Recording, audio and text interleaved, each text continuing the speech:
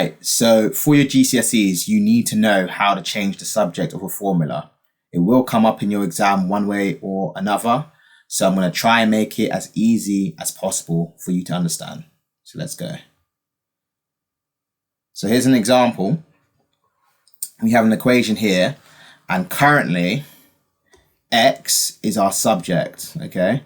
Now you're probably wondering, how do you know this? How do you know x is the subject? Well, I can tell you that x is the subject because it's the only term that is on its own, okay? It's the only term, it's got nothing else around it, nothing else going on around it. The x is on its own on one side of the equal side. In this case, it's before the equal sign, okay?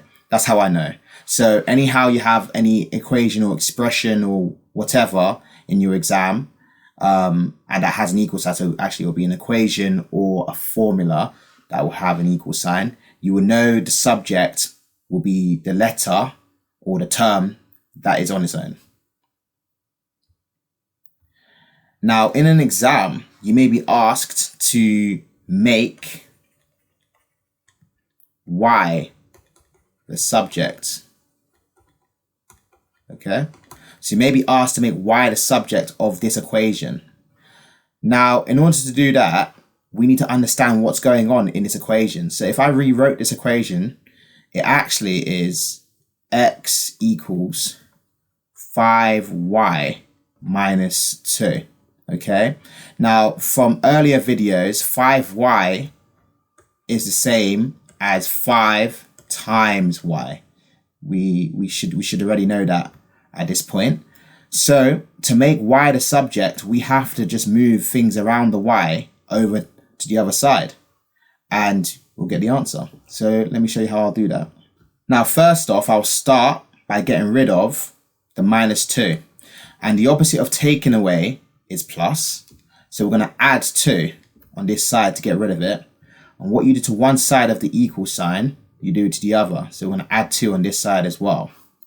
We now have x plus 2 is equal to 5y, because the minus 2 has gone bye-bye. So over to the other side and became a plus 2. So now we have x plus 2 equals to 5y. So we're nearly there. We've nearly got y on its own, but we've got this pesky 5 in front of the y. So to get rid of this 5, we have to understand that 5 is being multiplied by y. Now the opposite of timesing or multiplying is dividing. So to get rid of this times 5, we're going to divide by 5 on this side. And we're also going to do the same on the opposite side, okay? Because again, what you do to one side, you do to the other. We will now be left with x plus 2 divided by 5 is equal to y, okay? So we've basically got our answer. We've got y on its own. And we can rewrite this as y equals x plus 2 over 5. So all I've done is to switch the y and the x plus 2 divided by 5 over, and it gives you the same thing, okay? And this is what you would write as your answer in a GCSE exam, okay? So, yeah.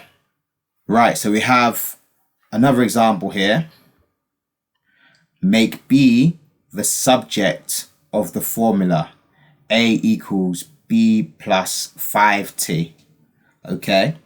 So if you want to give this a go, you can pause the video now. All right, so if you gave that a go, well done.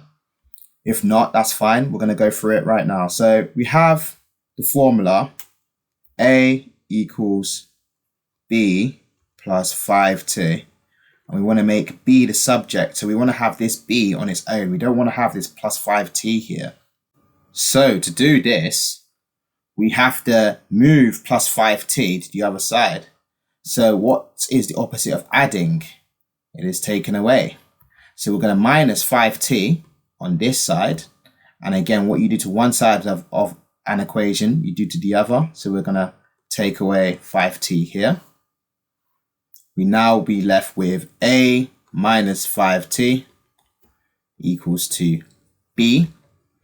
Okay, so we've pretty much got the answer, but if you're like me and you like to have the subject at the front of the equation, we can just rewrite this as b is equal to a minus 5t. t.